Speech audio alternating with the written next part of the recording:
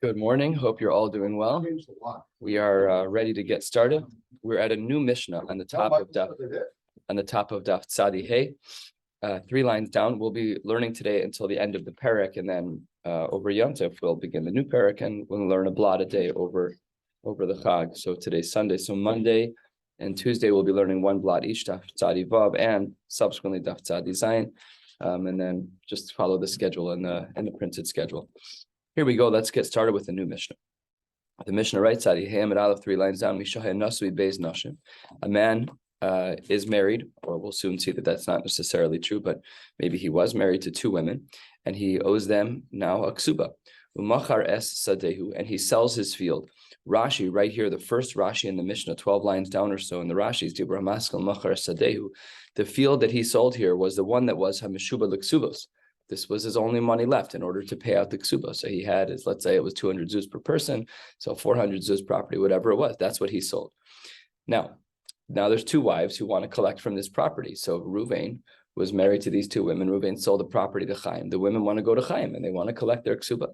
The Kasva Rishona Lelokeach, the first wife, let's call her Chana. Chana writes to the buyer, to Chaim, Din udvarim ein li imach, you can keep the property. I'll figure myself out another way. He still owes me money. Hashniya motzia me'alukech, the second wife, Penina, she can go over to Chaim and say, I'm taking that property. Once that happens, then Virishona, the first wife, can take it min hashniya. Why? Because we spoke about this about Chov Me'uchar. So therefore, the first wife, Chana, can take from Penina because Chana's only condition was with the lokeach, was with the buyer. So Chana said to Chaim, I won't touch your property. But when Penina takes the property from Chaim, then the Rishona, the first wife, is back in the circle. But then the halokeach min harishona, but the lokeach can take it back from the Rishona because he has a right to collect. And she said, Din udvarim ein li imach. And this cycle of taking this piece of property will go in an unending circle. It'll constantly go back and forth, where the Shniya will take from the Lokech, the Rishona will take from the Shniya, the Lokech will take from the Rishon, the Shniya will take from the Lokech, v'chule, v'chule, v'chule, ad sheyasu pshara b'neihem, until they make some type of compromise. Because once they realize that this is perfectly cyclical and that each person will constantly have a right to take from the next, they'll realize it's a never-ending circle. And until they make a pshara, until they make a compromise, each of them will then take the property from one another. V'chein ba'al chov, the same would be true with a ba'al chov. V'chein isha ba'al aschov, the same is true with a woman who is a ba'al aschov. So says the Gemara, I don't understand. Wife number 1 says to the lokeach, wife number 1 says to Chaim, din udvarim ein li imach. Who cares? V'chi kasvale, my have, who cares if she says din udvarim? What does that mean? We have a brisa, 10 lines down, Tzadi Hamid Aleph. Ha'omer lechaveru din udvarim ein li al sadazu ve'ein li esek ba v'yadim mesulak hemena lo amar klum. If one person says to another, din udvarim, I have nothing to do with you, or let's just apply this to our case, where Chana, the first wife, says to the lokech, to Chaim, I have nothing to do with you, the halacha is lo amar klum. So the phrase itself is not valuable. So if that's true, then why is it that in our Mishnah, when Chana, the first wife, says to the lokech, din udvarim ein li imach, why there did we say that she's no longer able to access the property that the lokeach has? Says the Gemara, because on what was going on in our Mishnah, it wasn't just words.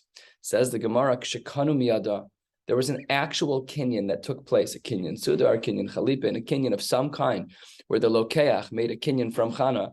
It wasn't just words. You're right. Din udvarim, the words alone would have had no impact. It wasn't just words. It was something stronger than words. It was a kinyan. Says the Gemara, still, so what?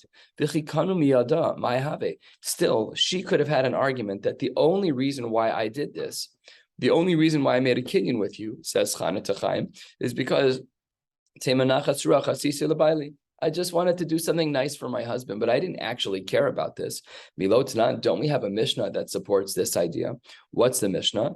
This Mishnah is found in Maseches Gittin. We're seeing a lot of overlap now over the last many days with Maseches Gittin and Maseches Kesubos. What's the Mishnah there? Lokach min ha'ish v'chazar v'lokach min ha'isha. If a man buys a property from a husband, and then he goes over to the wife to confirm that she's okay with it, and she agrees, we don't even assume that when she agreed that it was real. Why? Because Alma Yechola Hishate Omer Nachas Rachas Yisila Baili. All I was doing, I just wanted to make my husband happy, to placate him that while we were married, he should know that I'm really invested in the relationship. And much as he sold the property, I have Dinu Dvarim Ainli, but it's lip service. It doesn't actually matter. So again, back to our Mishnah. Why is it that in our Mishnah, when she says Dinu Dvarim Ainli Imach, even if it was done with a kinyan, who cares? The Rishona, the first wife, Chana, should still be able to be taking the property from Chaim. And the Gemara here provides three answers. Answer number one, a third of the way down, Amar Reb Zera, Amar Reb Chizda, you're absolutely right. There are two tracks here. There's the track of our Mishnah, and there's the track of the Mishnah that's quoted in our Gemara. Harab Meir, Lokasha Harab Meir, and Harab Yehuda. What is the machlokes? Says the Gemara D'Tanya. Kasav L'Rishon V'lo Chas Malo. If he writes, if a shtar is written to the first wife, V'lo Chas Malo, and she doesn't agree, and L'Sheni V'Chas Malo, and to the second wife, and she signs, Ivdak Suvasa, she loses her ksuba Divrei Reb Meir. Rabbi Yehuda Omer Yichol Lehishatei Omer Nachas Rachas Yisi L'Baili. Atem Ma lochem alai. So this is where the Gemara shows that Reb Yehuda and Reb Meir have different approaches when it comes to this concept of a woman saying Te'omer nachas rachas yisi l'baili. The Rebbe, the author of the Mishnayos, looked at the Mishnah over here in Kesubos and was so same one way, and looked at the Mishnah in Maseches Gittin and was so same another way. The Rebbe sasam lahacha kireb Meir, the sasam lahasam kireb Yehuda. This Gemara, this line right here about Rebbe being so same a Mishnah one way or the other, these are like the little gems in Shas that show you the mechanics of how the Mishnayos were actually put together. There were different sugyas. Some sugyas Rebbe had to paskin like X, like Rabbi Yehuda, and some sugyas Rebbe had to paskin like Y, like Reb Meir. And that's the chachma that was left to Rabbi Yehuda Nasi. Not a pashut responsibility to be able to be madrich all of the Tanaim, but that was his job. And therefore, there's no machlokes. Track number one, in our Mishnah, our Mishnah is like the opinion of Rav Meir. In our Mishnah, we see that Dinu Dvarim makes a difference. We see that she's not saying Tomer L'Baili, that I'm just trying to placate. No, but Rabbi Yehuda, the track of the Mishnah that's quoted within our Gemara, the Mishnah from Gittin, there we see that there is a difference. So that's answer number one, is that our Gemara, our Mishnah in Kesubos and the Mishnah Maseches Gittin have different halachic authors. Answer number two, Amar Rav Papa, when our Mishnah says Misha Haya Nasui, Beis, when we were talking about a case scenario that there were two women that was talking about, says the Gemara, Bigrusha, B'divrei Akol. What were we talking about? We were talking about a grusha. We were talking about a woman who was already divorced. We weren't talking about a woman. Thank you. Yeah. We weren't talking about a woman who was currently married. And because she wasn't married, the halachos are different. When is it that a woman may try and placate her husband? That's only when they're married. But when she's divorced, if she says dinu dvarim, that's halachically binding.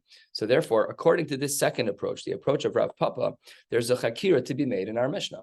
Our Mishnah is talking about a case where a woman is no longer married. She's already divorced. She has no reason to placate her husband. And therefore, even according to Rabbi Yehuda, who says that a woman is allowed to placate her husband, great. But there's divorce already. There's no placating. And therefore, in our Mishnah, for sure, the dinu dvarim is effective. And that's answer number two. Answer number three, Rav Ashi Amar, no, really kula Rav Meir. Really everything is Rav Meir. The ad kan lo kama Rav Meir hasam el b'shnei lekuchos. Really, Rav Meir has a whole world here that's only talking about two lekuchos. Really, we only saw kind of like the aftermath, part two. Our Mishnah is part two. Our Mishnah is dealing with shtei lekuchos. It doesn't look like that from our Mishnah. If you look back in our Mishnah, what does it say? We only see one transaction. No, says the Gemara. Everyone would agree with Shitas Rav Meir in our Mishnah, because our Mishnah is dealing with shnei lekuchos. And the Amri law back in the Gemara, halfway down, a little bit more. The Amri law, we say to that if you were going to say that you were going to try and be so nice, it should have been nice to the first wife. The first wife didn't say anything. He said the nachas ruach avdas lakama yibai lachlem, but it should have been the first wife. So when there's only one buyer, afilu Rav Meir Moda, even Rav Meir would agree to Rabbi Yehuda.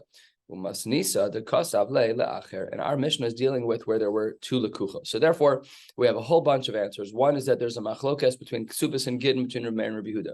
Answer number two is we misunderstood our Mishnah altogether. We're not talking about married women, we're talking about divorced women. And answer number three is that it's Kula Rabbi Meir and it's talking about a case of shtei lekuchos instead of lekuach echad. And that is sugya number one for the day. 2/3 of the way down, let's start our second sugya. Tanan Hasam. We have another Mishnah. This Mishnah is as well found in Maseches Gittin. We said over there, if I owe you money, and I have two types of properties. I have properties that I've already given away to other people, where you'll have to be toref, you'll have to go grab them from another lakuach, or I have freestanding properties. But the freestanding properties that I have are ziboris, they're the low quality fields. Halacha is you can only collect from my low quality fields that are bnei chorin, properties that are currently free, not properties that are meshubadim. So I have two properties and I owe you money. Property number one, I sold to the neighbor. Property number two, I own, but it's a garbage field. The halacha is you have to take the garbage field. That's how you got to get paid back. That's what the Mishnah writes. This is a general rule by Baalei Chov. It's not specific to a ksuba. Right. And what we're saying is that it's not fair to go to the lakuach who bought a property seemingly fair and square, even though there's a general knowledge that a lakuach can come take a property, that I as a Baal Chov, can come take a property, but you have an available property. Okay, so it's not such a high, okay, that's just what it is, but it's not reasonable. If you have money in the bank to go pull a lien from another property, it's not fair, it's not right. So the Mishnah says we don't do that. And even though in general we don't take from a property that's ziboris, but if the only option on the table is that that's just what it is. So the Gemara says, so then the Gemara asks the following question. It's a little jump. So the Gemara says, the question was asked in the base medrash. Ishtaduf, if the property got ruined, ishtaduf b'nei chari, let's say there was a fire on my field, which was a ziboris, and it got ruined. That's what ishtaduf means, it got ruined. Mahu, at that point, now that the bnei chorin property was ruined by fire, the litrof mi meshavde. Now can I go back to the buyers and say, listen, Phil owes me money. He sold you a property, but I'm a Baal Chov. Give me the property. So you or the lakuach, you're like, yeah, but Phil has a field at ziboris. You didn't hear the news, but there was a fire and the whole field burned down. So that's what the Gemara's question is. If I have a ziboris field that got burned down, now it's even for ziboris, it's ruined. Is that still better? That bnei chorin that's ruined, is that still where the Baal Chov should collect from instead of collecting from the mishubadim? So you're asking a good question in regards to how we define ruined. That's a good question. Is there a level below ziboris where we say this is no longer, it's just garbage? Yeah. All the minerals and whatever. Yeah, let's come up with a scenario. There was a chemical, and now that nothing can grow there. And there are parameters, I'm sure, but I didn't look into that. That's a good question. How do we define ruined? So let's see how the Gemara responds. The Gemara says Tashma 3/4 of the way down. We learned this already. This brayso, we learned this Mishnah above. Kasav l'rishon v'lo chasmalo, the sheni v'chasmalo. What did we see in the name of Rabbi Meir? Ivda Kesubos adiv Rabbi Meir. And if you want to say that it really should be that ishtaduf b'nei chorin tarif mi meshabdei, if you want to say that when a field that's b'nei chorin gets ruined, that therefore the Baal Chov can now collect from mishubadim, nihidi ivda Kesubos misheni, but mirishon mihatigbi. That in that case in the Mishnah, then they should have been able to collect from the first wife, because the first wife didn't sign off on the property. She wanted to hold on to it. Says the Gemara, a couple of answers, 3 of them. Amar Rav Nachman bar Yitzchak, my ivda misheni. You're right that there should be a possibility of collecting, but only from the second wife, not from the first. Only from the first wife and not from the second. Rava says I totally disagree. Amar Rava shtei tshuvos b'davar. Chada, that when Rav Meir says the ivda in the Mishnah, it's legamrei mashma, that it's a complete removal, that none of the wives would be able to be collected from, and ve'od, none of the wives would be able to collect. Ve'od, and furthermore, we have a brisa. Ve'od Tanya, 6 lines from the bottom. Lo ve'min ha'echad. Ruvain, this is a bit of a complicated case. Ruvain borrows money from Shimon, and then umachar nechasav le'shnaim. And then Ruvain, who just borrowed money from Shimon, so now Shimon's a Baal Chov, and Ruvain sells his properties l'shnaim. He sells his properties to Zvulun and Yisachar. He sells all of his properties. V'kasav Baal Chov le'lokech sheni, and then Shimon, who Ruvain now owes money to, he writes to the Lokeach Sheni, he writes to Zvulun, or whoever the second one is, Dinu Dvarim Ein Li Imach. So then, Ein Lo Al HaLokeach Rishon Klum. He can't even collect from the first person. So Shimon, who's a Baal Chov, he's owed money from Ruvain, and Ruvain sold properties to Yisachar and Zvulun. To one of the Yisachars or Zvulun's, he says, I have nothing to do with you. The halach is he can't collect from anybody. Why? Because let's say that that Shimon wrote Dinu Dvarim Ainli with Yisachar. So then he'll go to Zvulun and say, give me the property. He says, forget that. That makes no sense. I was the first buyer. You had another place to choose from. You went and decided. That's not my problem. Don't come back to me and cry. You chose that with that guy to say Dinu Dvarim. You lost your rights. Why do I have to be put out money? Because you said Dinu Dvarim with the other guy. That's not my problem. That was his loss. And therefore, we can't really learn anything from the answer of Rav Nachman, who wanted to say one spouse versus the second spouse, because with the second person, when you said Dinu Dvarim, it's the same thing in our case with these talkers. When you say Dinu Dvarim, you mess yourself up. That's not my problem. And now you can't collect from anybody because you had someone to collect from. Person two, which should have been the person you collected from. Don't come crying to me after you made a star with person number two. That's not my problem. So therefore, we need an answer to our question. We still don't know the halacha of what happens if ishtaduf b'nei chori, if the b'nei chorin properties are ruined. Can we then say tarif mi mishabde? So the Gemara says on the bottom line, Amar le Rav Yemar le Rav Ashi, turning to the top of Tzadi Hey, Amid Beis. This happens all the time. Which direction? We don't know what the Maisim B'chol Yom is. Is the Maisim B'chol Yom that we collect from Mishubadim or that we don't? So take a look at Rashi.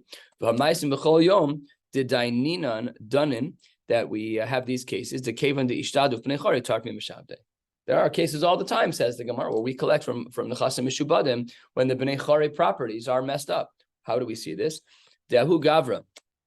There was a man. The mishkan le pardisa lechavre le'eser shnin. So I owe you money, but I don't have any liquid cash. I do have a field though, so I give you the rights to the field for 10 years. That's what I do. That's how I'm going to pay you back. You'll take the proceeds. I owe you 1,000 zuz. Every year, the field profits 100 zuz. Hold on to my field for 10 years, and then we'll be shavah b'shavah. Everything's going to work out nicely. Because the chamishnin, 5 years in, the field turns to garbage. Stops producing the 100 zuz that I owe you. And they go to Bezdin together. And the guy says, V'kas v'litarfa. The guy who needed to be paid back the 1,000 zuz, he only got 500. He says, write me a shtar tiruf and let me go to one of your other lekuchos and let me go buy. And that's actually what happened. So the Gemara says, no, very strange ukimta. The Gemara says 4 lines down, Hasam nami, there too, in huhu de afsidu anafshaihu, kevan de havu yade de pardesa avidikish. The other lekuchos should have known that these fields die.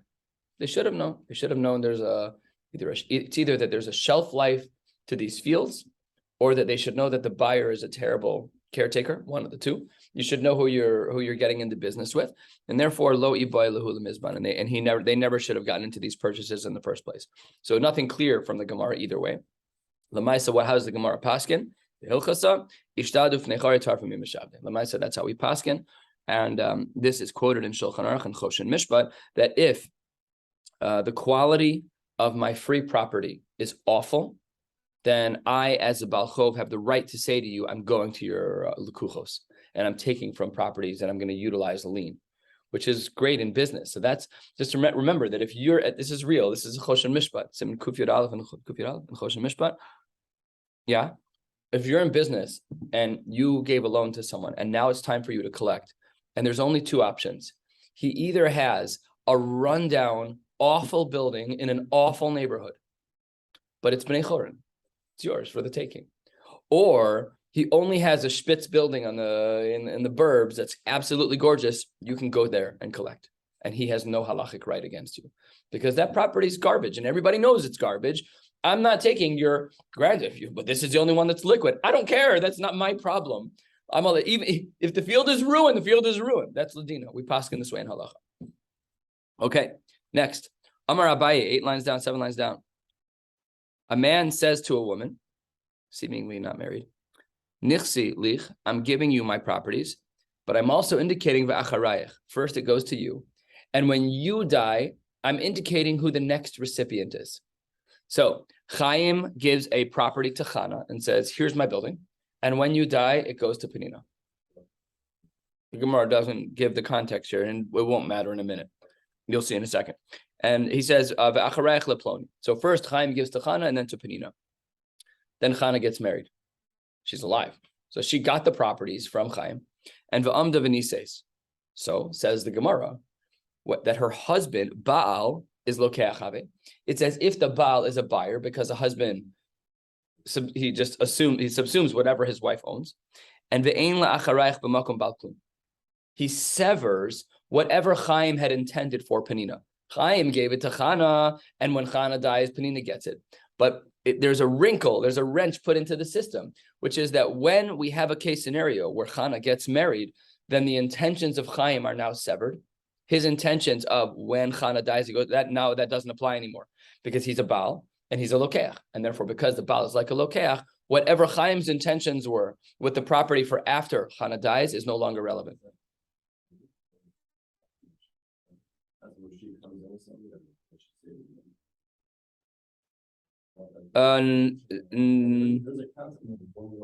Yeah, that is right. That this was direct.